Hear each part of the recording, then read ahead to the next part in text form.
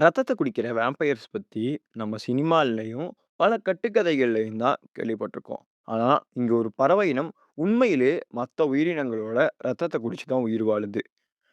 Vampire ground finches. இதுங்கெல்லாம் Darwin ஃபின்ச்சஸ்ன்னு சொல்லப்படுற ஃபின்ச்சஸ் ஸ்பீஷியஸோட சப் ஸ்பீஷியஸ். இந்த டார்வின் ஃபின்ச்சஸ்ன்னு இந்த பறவை இனங்களுக்கு பேர் வந்ததுக்கான reason, the famous Charles Darwin இருக்கார்ல, அவரோட எவால்வேஷன் ரிசர்ச்சுக்கு இதுங்க உதவினதுனால தான். இந்த பறவை இனங்கள் கலபகஸ் தீவுல இருக்கிற டார்வின் ஐலாண்ட்ல மட்டும் தான் காணப்படுதுங்க. சார்லஸ் டார்வின் இதுங்கள பத்தின ரிசர்ச்ல நம்மள்ட்ட என்ன சொல்ல வராருன்னா, இதுவரைக்கும் 18 வகையான டார்வின் ஃபின்ச்சஸ் வாழ்ந்துட்டு இருக்குங்க. இது எல்லாத்துக்குமே ஒரே ஒரு காமன் ஆன்சிஸ்டர் தான்னு இருக்குன்னு சொல்றாரு.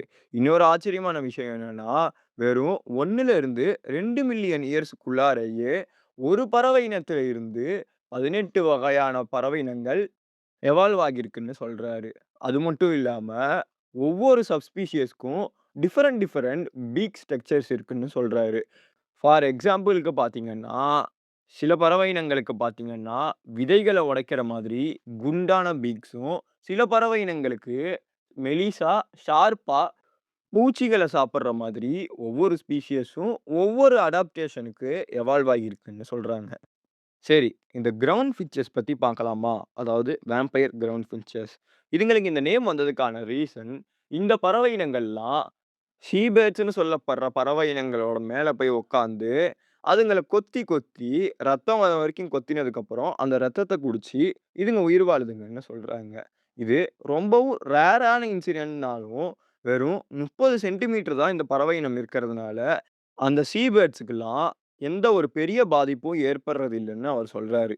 இதுங்க இந்த ரத்தத்த குடிக்கிறதுக்கான ரீசன், இதுங்க வாழ்ற இடங்கள்ல ஃப்ரெஷ் வாட்டர் கம்மியா இருக்கிறதுனாலயும், லிமிட்டட் ஃபுட் சோர்ஸ்னாலயும் இதுங்க இந்த மாரி ரத்தத்த குடிக்குதுங்கன்னு சொல்றாங்க.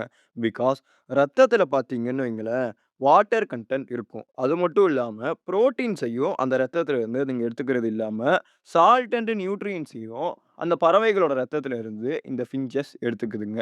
இது மட்டுமே அதுங்களோட மெயினான டயட் இல்ல. சம்டைம்ஸ் விதைகளையும், இன்செக்ட்ஸையும், பறவைகளோட முட்டைகளையும், ஏன் அந்த கடல் பறவைகள் மேல இருக்கிற ஒட்டுண்ணிகளையும் சாப்பிட்டு அதுங்கள ஆரோக்கியமா வச்சுக்குதுங்கன்னு சொல்றாரு.